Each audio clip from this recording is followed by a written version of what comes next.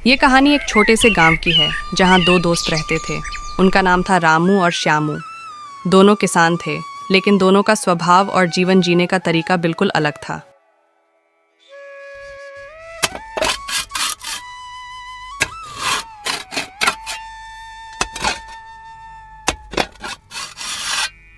रामू मेहनती और ईमानदार था। वह हर सुबह सूरज निकलने से पहले उठ जाता और अपने खेत में काम करता।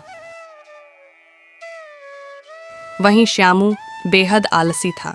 वह सुबह देर तक सोता रहता और दिन भर या तो पेड़ की छांव में आराम करता या गांव के चौराहे पर गप्पे मारता। रामू ने हल चलाते चलाते श्यामू की ओर देखा। वह पेड़ की छांव में लेटा आराम कर रहा था। अरे श्यामू, कब तक ऐसे लेटा रहेगा? खेत का काम नहीं करेगा तो फसल कैसे उगेगी? अरे रामू, क्यों परेशान हो रहा है? बीज तो मैंने भी बो दिए हैं, अब उन्हें आराम से उगने दे। बीज बोना ही सब कुछ नहीं होता। उन्हें पानी देना, घास साफ करना और समय पर देखभाल करना भी जरूरी है। अरे भाई, मेहनत से कुछ नहीं होता। किस्मत होगी तो फसल अपने आप अच्छी हो जाएगी। किस्मत के भरोसे बैठे रहोगे तो भूखे मर जाओगे। मेहनत ही किस्मत बदलती है।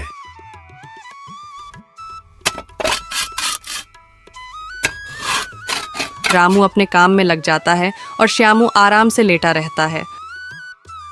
सूरज धीरे धीरे सिर पर चढ़ने लगता है। आज बहुत देर कर दी खेत में। सारा दिन काम करते हो, थक गए होंगे। जल्दी से हाथ मुंह धो लो, खाना लगाती हूँ। थकान तो है, लेकिन खुशी भी है। मेहनत का फल हमेशा अच्छा होता है। भगवान तुम्हारी मेहनत जरूर रंग लाएंगे।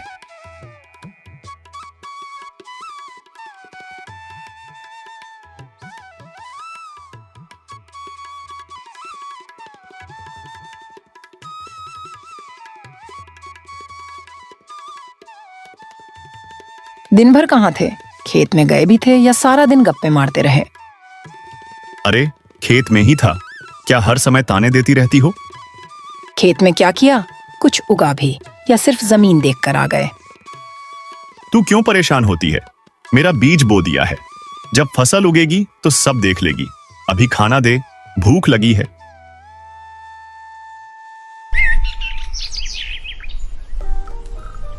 अगले दिन दोपहर का समय था। रामू और श्यामू दोनों अपने अपने खेतों में हैं। सूरज तेज चमक रहा है। तभी एक बूढ़े बाबा आते हैं। उनके कपड़े धूल से सने हुए हैं और वे थके हुए लग रहे हैं। प्यारे बेटों, मैं बहुत भूखा हूँ। क्या कोई मुझे कुछ खाने को दे सकता है? रामू अपने काम में व्यस्त था, लेकिन बाबा की आवाज सुनकर उसने तुरंत अपनी हल चलाना बंद कर दिया। बाबा जी, आइए, मैं आपको अपने घर ले चलता हूँ, खाना खिलाता हूँ।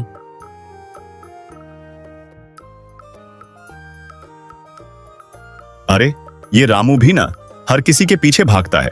मुझे तो वैसे भी भूखे बाबा से क्या लेना देना। रामू बाबा को अपने घर ले जाता है। घर पहुंचकर वह सावित्री से कहता है, सावित्री, बाबा जी भूखे हैं, इनके लिए जल्दी से खाना तैयार करो। आपने सही किया, इन्हें घर ले आए। मैं तुरंत रोटी और सब्जी बना देती हूँ। सावित्री बाबा को गरम रोटी और सब्जी परोसती है।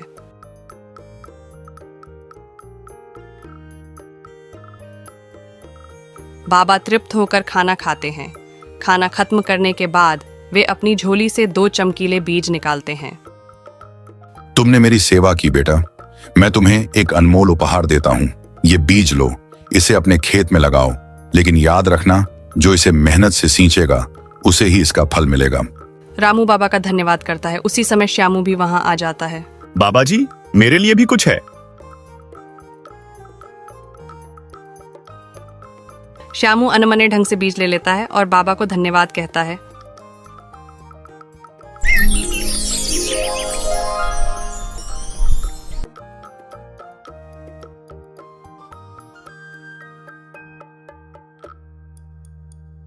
अगले दिन रामू और श्यामू दोनों अपने अपने खेतों में बीज लगाते हैं।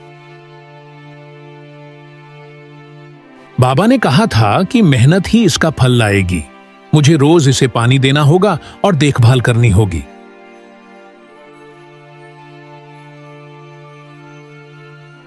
रामू रोज सुबह उठकर पौधों को पानी देता है, आसपास की घास हटाता है। दूसरी ओर श्यामू बिना किसी मेहनत के अपने बीज को खेत में डाल देता है, सोने चला जाता है। अरे, ये बीज अपने आप उग जाएंगे, मैं क्यों मेहनत करूं?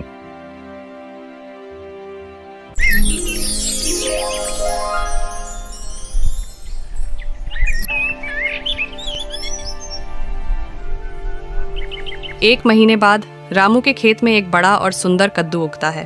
वह खुशी से झूम उठता है। वाह, ये तो बहुत बड़ा और मीठा कद्दू है। बाबा जी का बीज सच में खास था।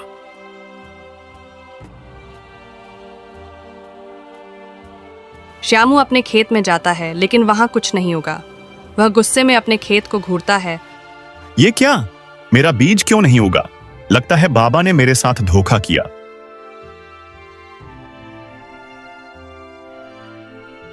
श्यामू रामू के पास जाता है। रामू, तेरा कद्दू कैसे उग गया? मेरा क्यों नहीं? मैंने मेहनत की, हर दिन इसे सींचा, देखभाल की। बिना मेहनत के कुछ नहीं मिलता। अब मैं समझ गया हूं कि मेहनत के बिना कुछ नहीं मिलता। श्यामू अब आलस से छोड़कर मेहनत करने लगता है।